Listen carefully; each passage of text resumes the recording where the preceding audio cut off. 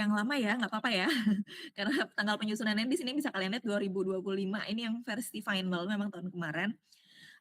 Untuk CPL-nya jelas tadi berubah ya, karena mewakili CPL 2 dan CPL 4 ya. Perubahan ini sebetulnya kalau kalian lihat di sini CPL 4 itu kan, memiliki keterampilan kerja lab. Sementara di mata kuliah PPK Anda tidak diminta untuk, praktikum. Itulah yang mendasari sebetulnya kenapa kami tidak memilih CPL terkait dengan keterampilan ini. Akhirnya kami coba sesuaikan sesuai dengan kondisi real, akhirnya kami memilih CPL 2 dan CPL 4 tadi. Itu sudah mewakili, apa yang akan kita pelajari selama 1 semester di PPK ini. Oke. Nah ini CPMK-nya tadi saya sampaikan ya, tadi yang ada di buku pedoman ada 2 ya, saya, kemungkinan kemungkinan besar memang 2, tapi nanti kalau misalkan ada perubahan saya akan informasikan, karena itu kaitannya juga dengan asesmen. Sementara kalau tahun kemarin ini kalian bisa lihat ya 1, 2, 3, 4, 5, 6, 7, 8, ada 9 bahkan. Ada 9 CPMK yang tahun kemarin. Jadi kalian sudah sangat diuntungkan dengan adanya rekonstruksi kurikulum, jadi CPMK-nya tereduksi banyak sekali di sini. Tapi, mudah-mudahan itu final ya. Kalau memang ada perubahan nanti kami akan informasikan lebih lanjut.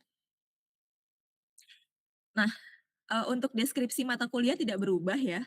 Jadi seperti yang tadi bisa Anda lihat, yang pertama terkait dengan radiasi elektromagnetik, kemudian interaksi cahaya dengan partikel, aturan seleksi dalam pembentukan spektrum, notasi spektroskopi.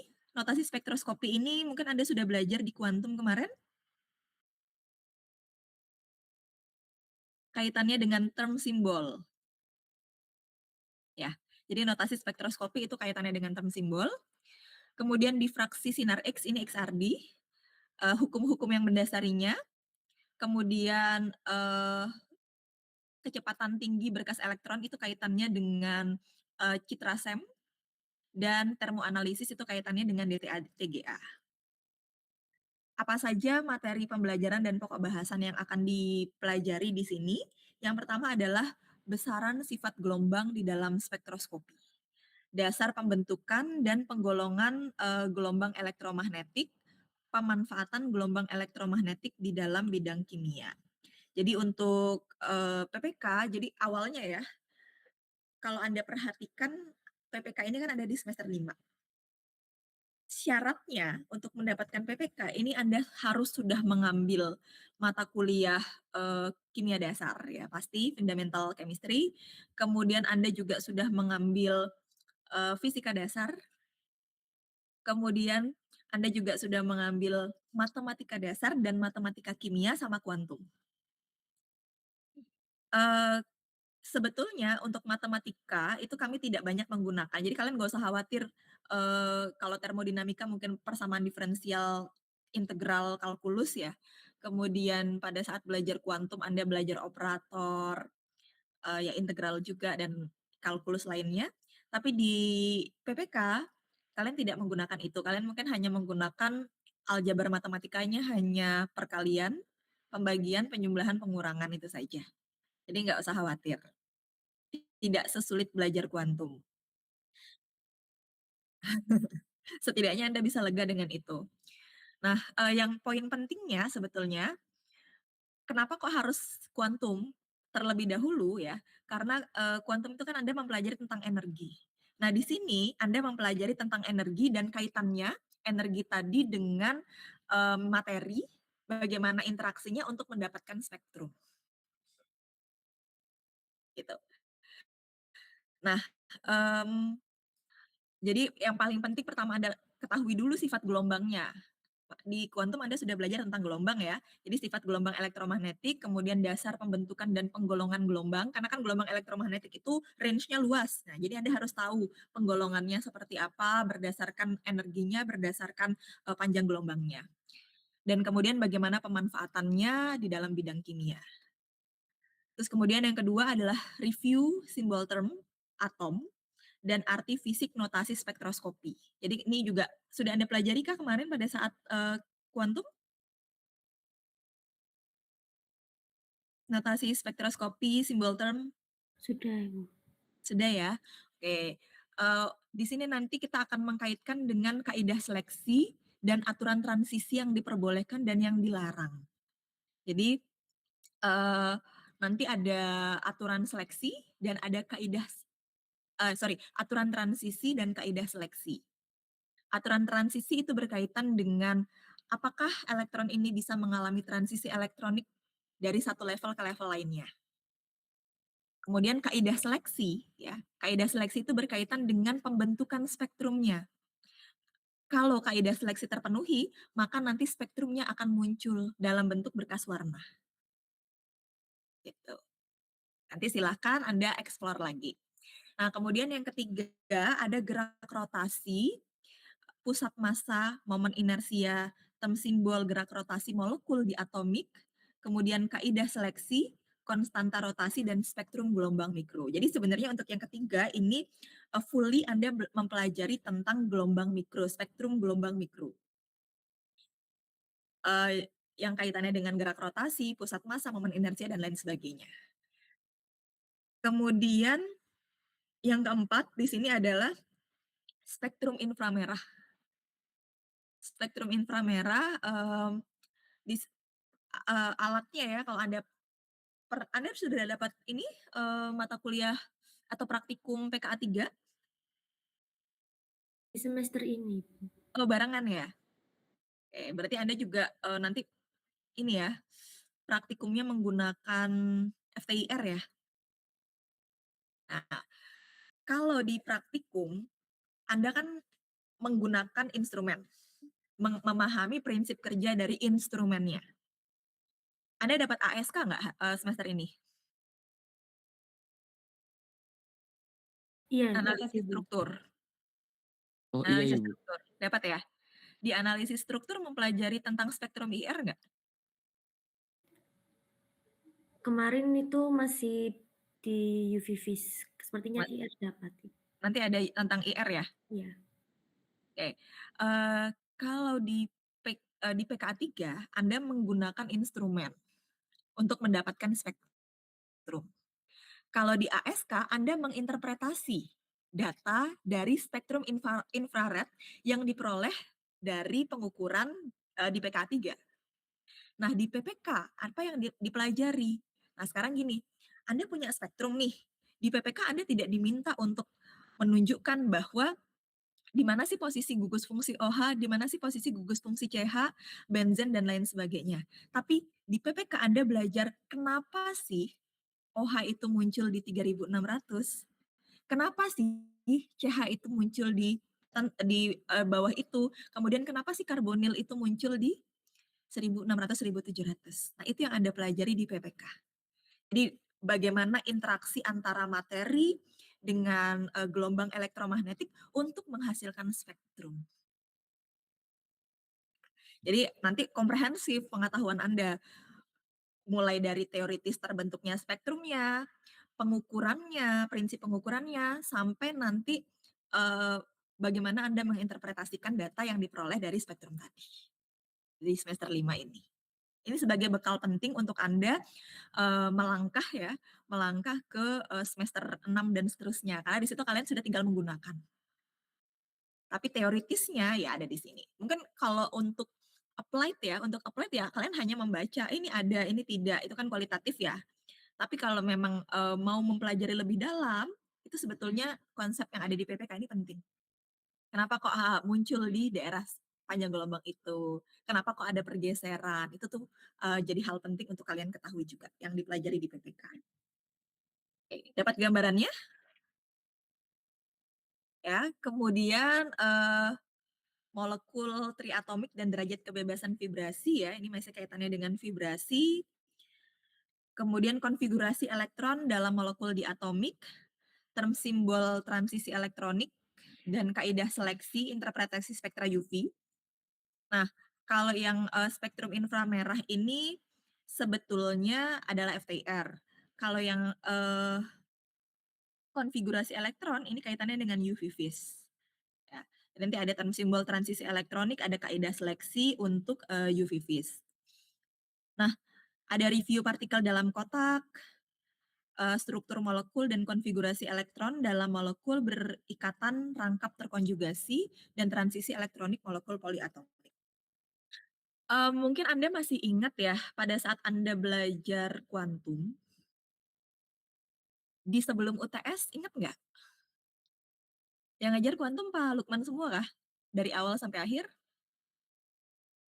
Iya Ibu, Pak Lukman Pak semua. Lukman ya? Oke. Masih ingat nggak materi yang sebelum UTS itu meliputi apa saja? Yang ingat aja deh.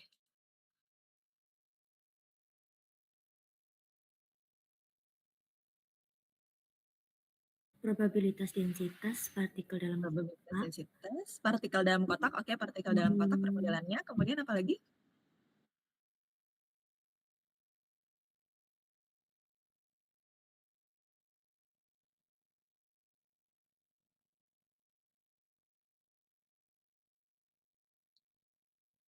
Ada 2 permodelan lain.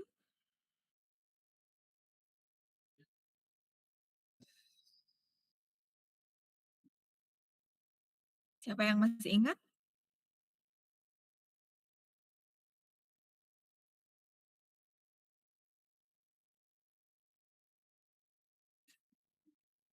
Permodelan partikel dalam kotak, oke, betul. Maaf, siapa tadi? Rafa? Siapa? Hendrika?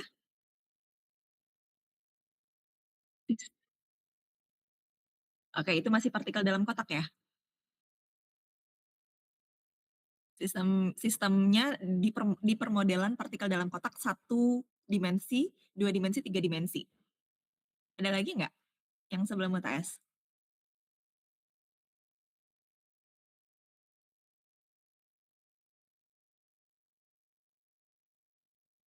Oke, fungsi gelombang. Fungsi gelombang tapi tidak kita gunakan di sini.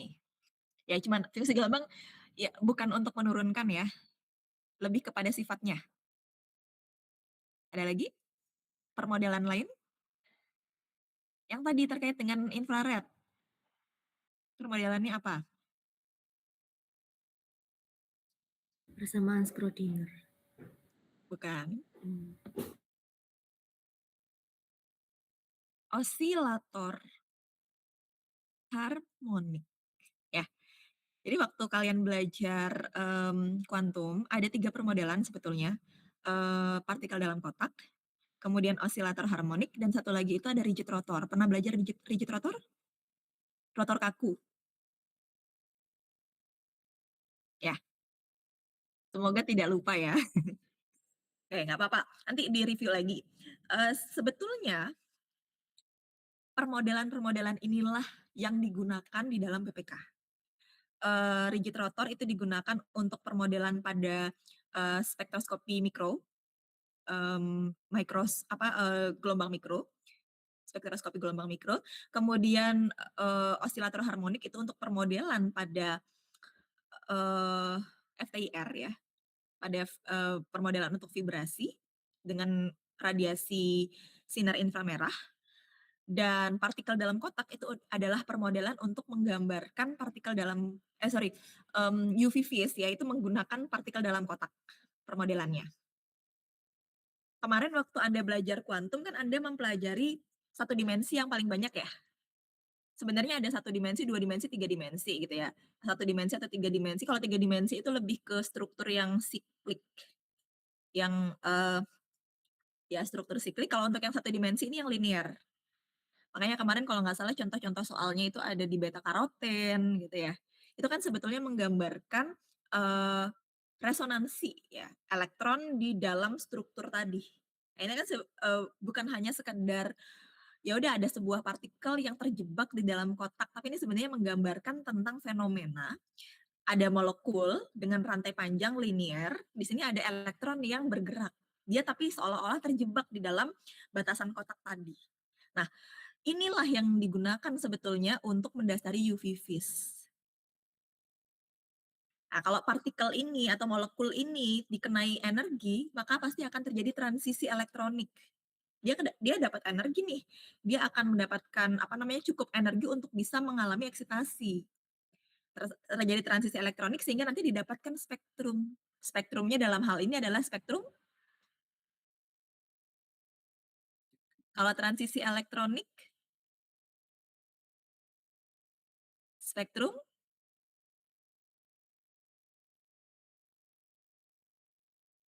UV vis. Kenapa kok bukan IR? Karena IR itu hanya vibrasi. Ya, oke gitu ya. Ini untuk pemanasan dulu, pemanasan. Oke, sebentar kita lanjut lagi.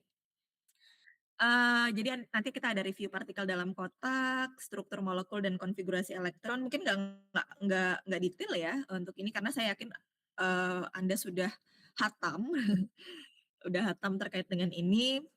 Terus kemudian konfigurasi elektron dalam molekul berikatan, rangkap terkonjugasi ya ini untuk menggambarkan bahwa, pergerakannya itu di sekitar, jadi ada resonansi ya di sistem terkonjugasi. Selanjutnya penjelasan tentang cahaya, sinar koheren dan non koheren. Nah ini, mulai dari 8 sampai dengan, 19 ini akan Anda pelajari setelah UTS.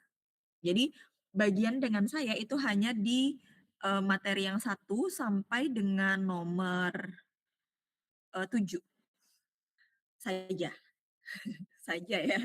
Nah nanti, 8, 9, 10 sampai dengan 19 itu dengan Pak Rahmat. Waktunya sama ya, sama-sama setengah semester ya, jadi hanya 7 pekan. Nanti kalau dengan Pak Rahmat apa yang akan dipelajari, ini penjelasan tentang cahaya, sinar koheren dan non koheren, kemudian manfaat dari sinar koheren, kemudian ada interferensi ya, pengamatan sederhana difraksi cahaya melalui kain, atau melalui lubang. Ya jadi, ada pola interferensi, sehingga nanti dari situ Anda bisa melihat, oh ya nih cahayanya, muncul sebagai sebuah puncak, gitu ya. Kemudian ada pola difraksi cahaya yang melewati celah sempit ya, ini juga sebenarnya, sudah pernah Anda pelajari juga, saya lupa ini adanya di mana ya, cahaya melewati celah sempit itu harusnya ada di kuantum tapi hanya dasar-dasarnya. Karena transisi dari mekanika klasik ke mekanika kuantum itu salah satunya adalah percobaan ini, terbentuknya pola difraksi cahaya.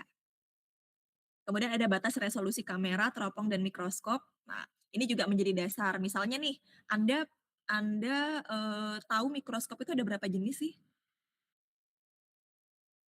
Atau mikroskop apa deh yang Anda tahu?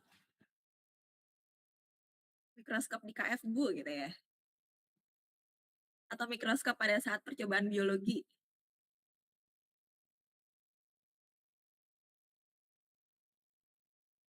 Mikroskop apa yang Anda ketahui?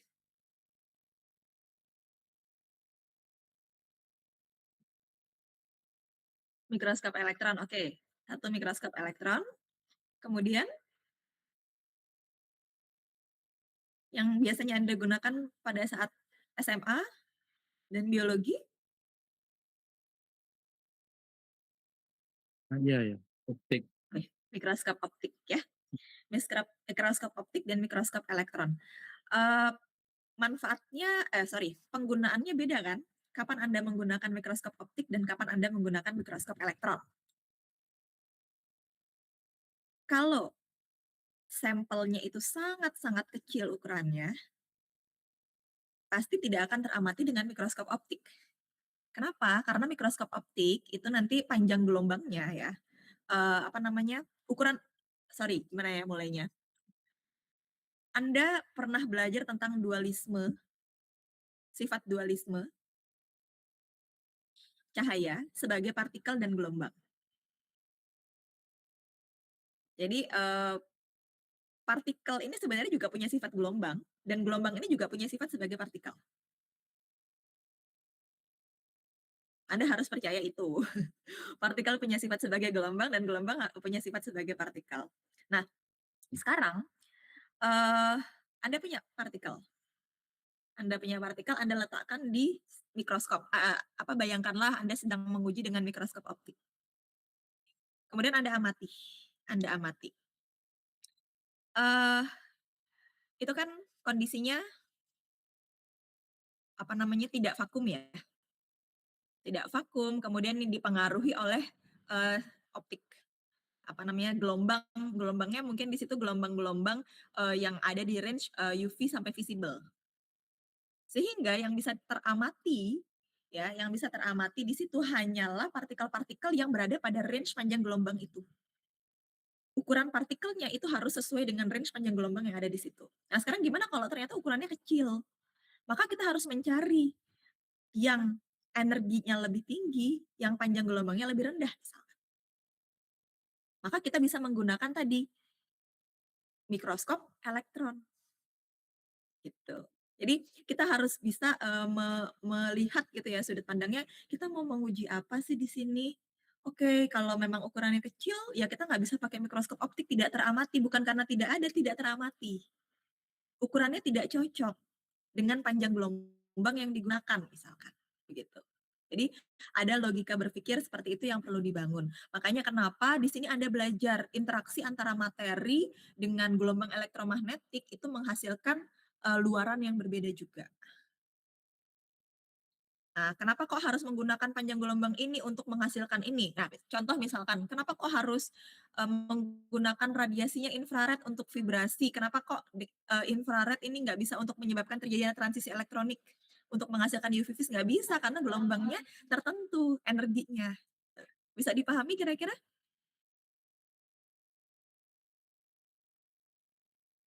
Masih sulit? Jadi nanti, apa namanya, kita coba lihat ya, ini pemanasannya benar-benar panas. Jadi artinya kalian, nanti coba lihat spektrum radiasi elektromagnetik dulu. Oke. Nah, pertama mikroskop tadi kita ada yang namanya resolusi ya, kalau memang, pakai mikroskop optik untuk menguji sampel yang terlalu kecil itu tidak terlihat, karena resolusinya tidak cukup kuat untuk bisa menangkap, partikel dengan ukuran yang kecil tadi. Kemudian membandingkan celah dengan atom, ini kaitannya dengan, nomor 12 sampai dengan 17, 18, oh sorry, ini banyak nih, 12 sampai 19 ini hampir, sebagian besar merujuk pada XRD. Anda pernah dengar instrumen XRD, X-ray diffraction? Nah, di sini, kenapa kok muncul difraktogramnya, apa sih, teori yang mendasari terbentuknya, difraktogram XRD itu Anda pelajari di sini. Jadi kisi kristal, indeks Miller, terus, persamaan Bragg, difraktogramnya, terus komponen alat dari difraktometer, dan lain sebagainya. Itu untuk yang setelah UTS. Kalau yang sebelum UTS, instrumennya itu kaitannya dengan, eee, spektroskopi gelombang mikro, radiasi inframerah, sama UV vis. Kalau yang setelah UTS, itu adalah SEM, XRD, dan DTA-TGA harusnya, ya. Jadi perbedaannya di situ. Nah, sekarang, oh di sini ternyata masih banyak nih, sorry. Di sini ada masih banyak DTA-TGA di bawah. Jika Anda pengen tahu tentang SEM lebih banyak, nanti silahkan Anda mengambil mata kuliah pilihan. Situ, apa, saya bukan bukan masuk promosi ya, tapi, biar kalian ada gambaran kalau misalkan Anda belajar pengen tahu tentang material ya, paling tidak itu Anda menguasai tentang SEM dan lain sebagainya itu ada di mata kuliah pilihan. Nah ini, untuk yang pustakanya ya, ini ada pustaka pendukung dan ada pustaka utama, sorry pendukungnya kosong nih di sini, pakai pustaka utama dan, yang perlu diperhatikan bahwa sebetulnya saya tidak membatasi Anda menggunakan pustaka apapun selama masih, relevan, itu silakan digunakan. Umumnya kita menggunakan yang, Parker ini sih sebenarnya, yang paling banyak Parker. Ini syaratnya tadi kuantum, ya paling enggak itu kalian udah belajar kuantum dulu lah, karena dasar, teoritisnya ada di kuantum. Oke. Nah, untuk pertemuan pertama, eee, Anda diminta untuk mengurutkan 7 jenis gelombang dengan benar sesuai dengan sifatnya. Mahasiswa menjelaskan 4 dari 7 interaksi yang terjadi antara material dengan gelombang elektromagnetik dan pengaruhnya terhadap perubahan sifat materi. Ini untuk minggu pertama, kalian paling tidak itu bisa mengurutkan dulu deh, gelombang elektromagnetik. bagaimana urutannya berdasarkan energinya atau berdasarkan panjang gelombangnya. Karena dengan energi yang berbeda, otomatis ketika sinar tadi mengenai materi, dia akan menghasilkan fenomena yang berbeda juga. Jadi yang pertama Anda tahu dulu gelombang elektromagnetik itu pembagiannya seperti apa? Ada 7 jenis ya. Gelombang elektromagnetik itu dia satu spektrum, itu ada 7 jenis. Nah, 7 jenis tadi itu dibedakan berdasarkan energi atau panjang gelombang. Kemudian untuk minggu kedua, ini tahun lalu kita belajar tentang term simbol dulu, tapi tahun ini term simbol kita pindah ke setelah pembahasan tentang IR. Jadi ini nanti akan mundur ke minggu ke mungkin 5, minggu ke-5 atau minggu ke-5 lah. Term simbol. Jadi setelah Anda mengurutkan 7 gelombang, nanti Anda masuk ke spektroskopi rotasi dulu. Ya.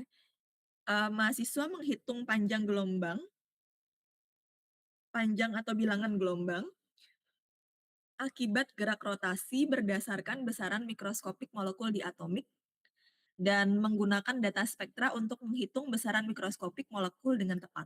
Nah, di sini di minggu kedua harusnya ya, minggu kedua itu Anda mempelajari tentang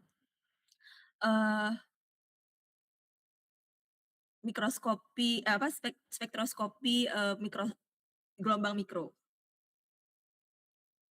dari molekul diatomik. Nanti Anda kalau bisa ya di sini mempelajari tentang gerak rotasi itu seperti apa yang dimaksud dengan gerak rotasi, kemudian mana yang dimaksud dengan pusat massa, bagaimana menentukan momen inersia, term simbol gerak rotasi molekul diatomik, aturan seleksinya, dan konstanta rotasinya. Nah, ini nanti kita menghitung. Ada persamaannya.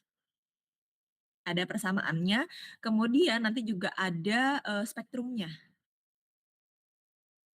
Nanti kita lihat spektrum rotasi, bagaimana menentukan konstanta rotasinya dari spektrum, atau bagaimana menghitung momen inersia. Untuk menghitung momen inersia, maka informasi yang diperlukan itu apa saja, nanti kita lihat.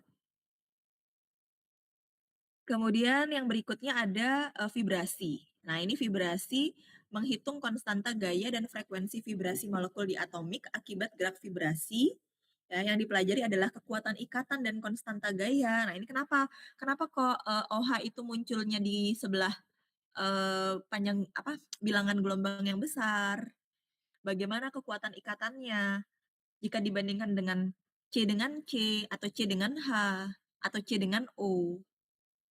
Kemudian gugus fungsi sebagai molekul diatomik tadi, ya, karena kan ketika mempelajari IR, Anda kan mempelajari getaran ya, vibrasi dari molekul diatomik. Yang dipelajari apa sih? Getaran di ikatannya kan?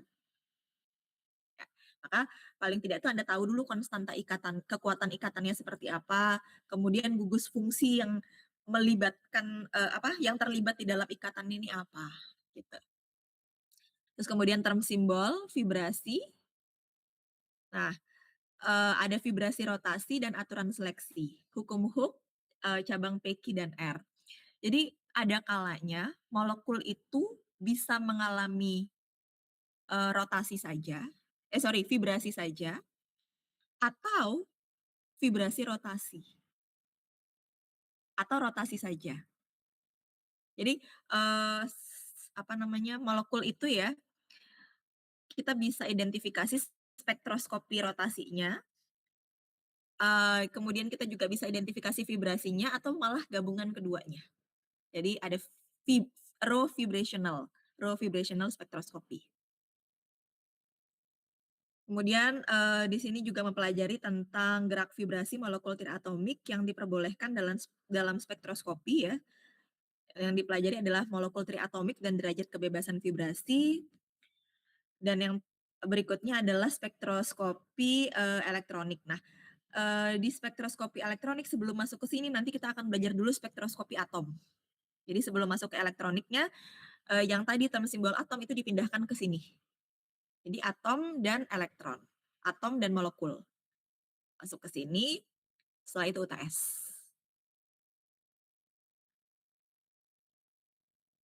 Nggak banyak sih sebenarnya materinya, tapi perlu banyak berlatih. Dan, hitungannya tidak serumit kuantum, jadi nggak usah khawatir. Insya Allah, lebih mudah lah daripada kuantum. Kemudian di sini ada menghubungkan ya konsep partikel dalam kotak untuk menentukan transisi elektronik dalam molekul kromofor. Jadi, di pertemuan terakhir ini Anda akan, melihat ya bagaimana sih peran permodelan partikel dalam kotak di dalam penentuan, struktur molekul dan transisi elektronik dari molekul. Misalnya bagaimana Anda menghitung panjang gelombang dari sebuah molekul yang mengandung kromofor melalui pendekatan partikel dalam kotak. Nanti dibandingkan dengan yang Anda sudah pelajari pada saat mungkin di kimia organik fisik kali ya, yang Anda menghitung panjang ikatan itu, panjang gelombang molekul, panjang ikatan ya? Itu di organik fisik ya?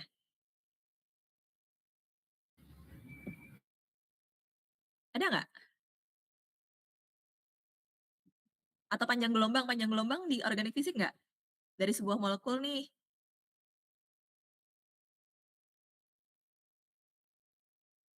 Seingat saya ada di mata kuliah organik gitu. Nah, itu bisa kalian bandingkan sebetulnya. Gimana hasilnya kalau pendekatannya adalah pendekatan organik dengan pendekatan dari kimia fisik, gitu. Kemudian UTS, nah di sini kok nggak kelihatan ada kuis ya? Nanti kita ada kuis. Eee, ada 1 kali kuis, ada tugas, ada kuis, dan ada UTS. Bentuk asesmennya sebelum UTS. Ada yang mau ditanyakan mungkin sampai sejauh ini?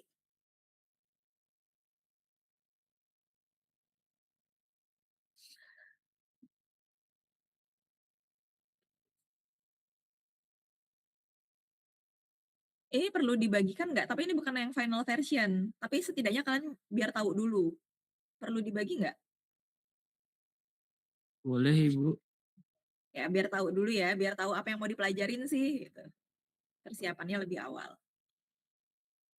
Ada yang mau ditanyakan untuk materi kita sebelum UTS selama 7 pekan ke depan?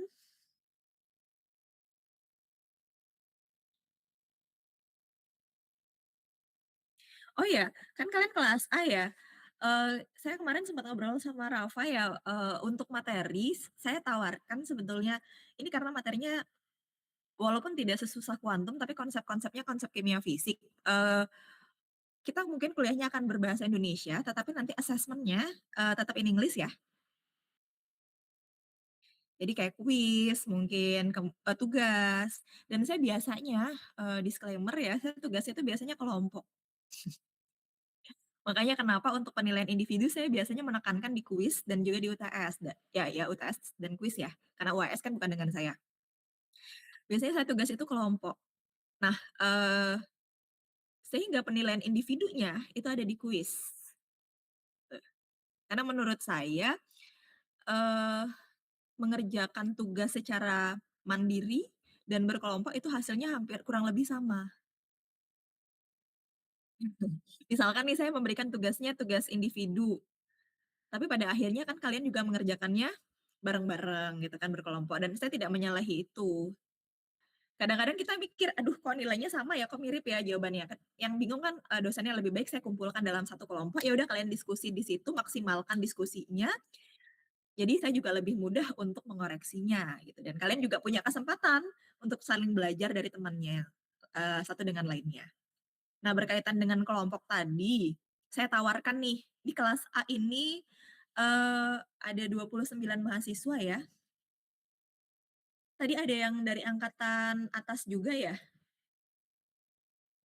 2 orang sepertinya? Saya, Bu. Tadi, Bu, Oke, sempat Taka. absen, Bu, tadi, Bu. Oke, nggak apa-apa, nanti saya, absenkan manual ya, Oke, makasih, Taka. Bu. Oke. Ada 2 lagi?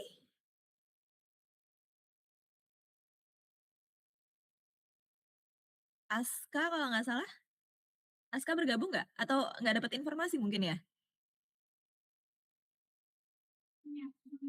Aska sama Umi Salsa? Nggak ada ya? Oke, itu ada, seingat saya tadi ada 2, saya coba cek Siado ya, ada 2 mahasiswa mungkin mengulang di kelas kalian. Nanti kalau ada informasi bisa disampaikan, karena mereka angkatan 2, berarti 23 ya? 23 ya? Heeh, angkatan 23. Nah, baik, berkaitan dengan kelompok nih, eee, 29 mahasiswa. Biasanya sih idealnya satu kelompok itu 4 sampai 5 orang. Mungkin kita bisa buat 7 kelompok, satu kelompok terdiri dari 4 orang, tapi ada satu kelompok yang 5 orang, cuma satu. Karena di sini tadi 29 mahasiswa. Nah, pertanyaan saya, kelompoknya mau saya tentukan atau kalian tentukan sendiri?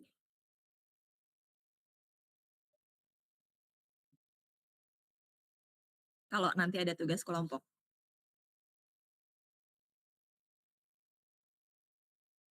Mau saya pilihkan atau ditentukan dari kalian sendiri? Atau bebas Bu, nggak apa-apa Bu, bebas, terserah Ibu, gitu. Gimana?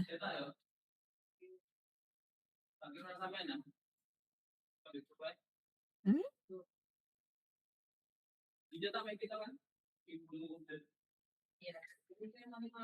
Oke deh, nanti kalian kasih waktu berpikir ya, baiknya seperti apa. Nanti tolong diinfokan ke saya, mungkin lewat Rafa. Ini bingung. Mungkin 50-50 ya, sebagian pengen dipilihkan lah biar adil, atau sebagian lagi, saya punya circle tersendiri gitu ya. Ya nanti tolong dirundingkan di forum kalian aja. Tidak ada pertanyaan untuk materi sebelum UTS, Taka tadi sudah sempat menyimak? Sudah Bu, aman Bu. Oke. Ada yang mau ditanyakan? Kalau tidak ada, saya bahas sedikit lagi tentang yang setelah UTS ya. Sebenarnya untuk yang setelah UTS ini, aduh, agak panjang ya. Agak panjang ini detail materinya. Intinya sebenarnya tentang SEM, tentang SEM, XRD, XRF, DTA-TGH, itu aja sih. Bagaimana memperoleh citra SEM, kenapa kok harus pakai SEM, kemudian spektrum XRD, difraktogram XRD, gitu ya. Kalau Anda belajar UV, vis, IR, gelombang mikro, itu luarannya Anda peroleh namanya spektrum. Karena kaitannya dengan spektroskopi, gelombang mikro, spektroskopi inframerah, spektroskopi, UV vis.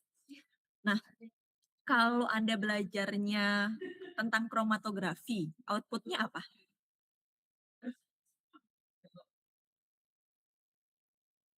Hmm? Spektrum juga nggak?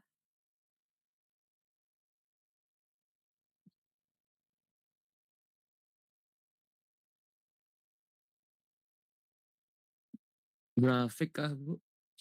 Ah, grafik, sebutannya grafik? Atau ada yang lain? Kalau kromatografi? Kromatogram Kak, Bu? Kromatogram, ya. Jadi kalau kromatografi namanya kromatogram. Kalau tadi spektrum, spektrum IR, spektrum UV, ya, spektrum UV vis, dan seterusnya. Nah, sekarang kalau XRD, outputnya kita sebut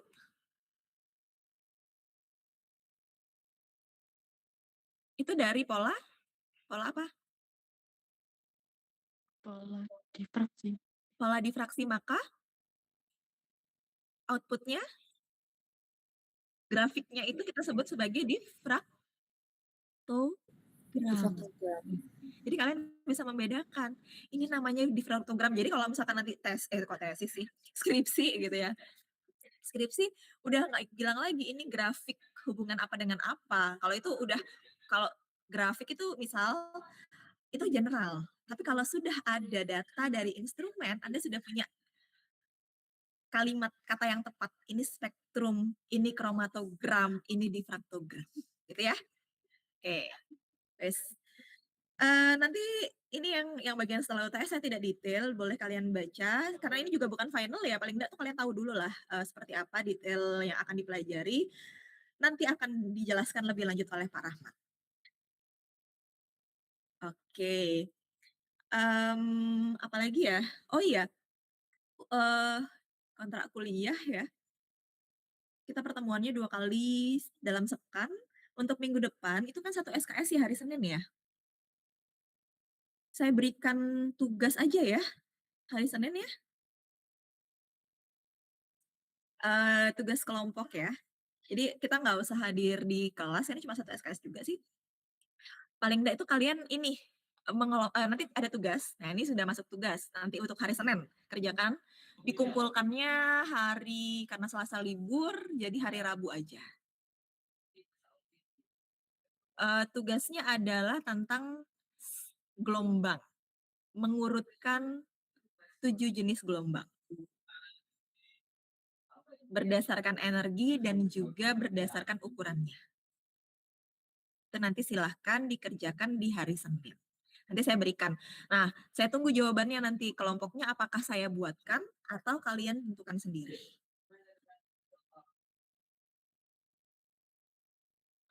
Oke, saya rasa cukup sih untuk hari ini, nggak banyak, tapi semoga bisa memberikan gambaran apa yang mau dipelajari selama 1 semester ke depan.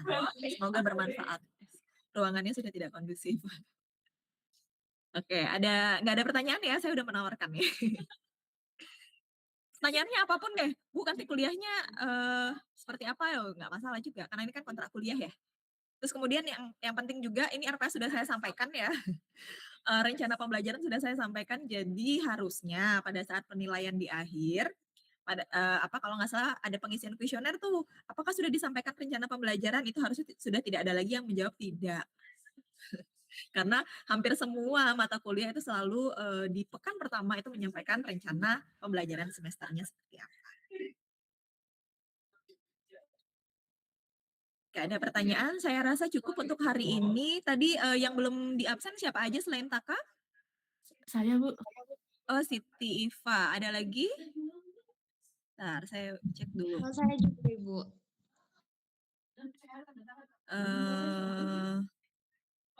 Siti Iva. Siapa tadi satu lagi? Linda. Siapa? Oh, Mailinda. Oke, udah ya? Bu Ika mau Oke. nanya Bu, izin. Iya, silakan Kita Rafa. buat perkuliahan pakai Brown atau Google Classroom, Ibu? Oke, sepertinya kita akan pakai Google Classroom.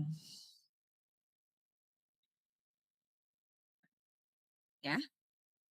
Atau pengen Brown?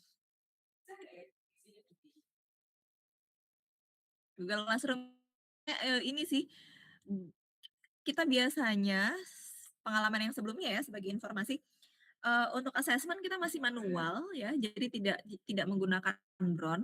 Andai kata harus pakai Brown paling cuma materi aja sih. Dan katanya Brown tidak ada notifikasi ya?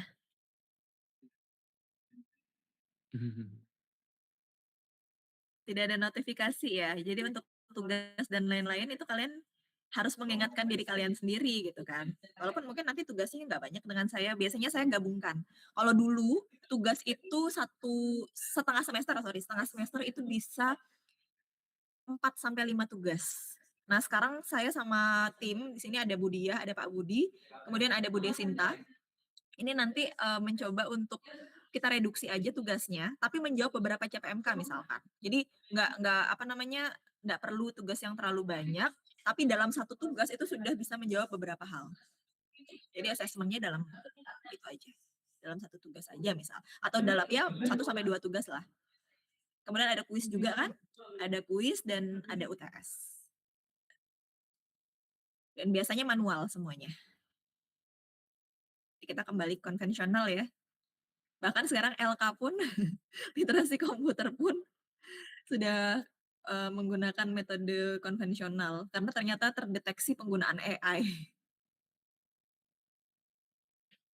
Oke, walaupun sebenarnya AI nggak apa-apa juga untuk membantu Anda fungsinya untuk tools penunjang aja. Ada lagi? Kita pakai Classroom.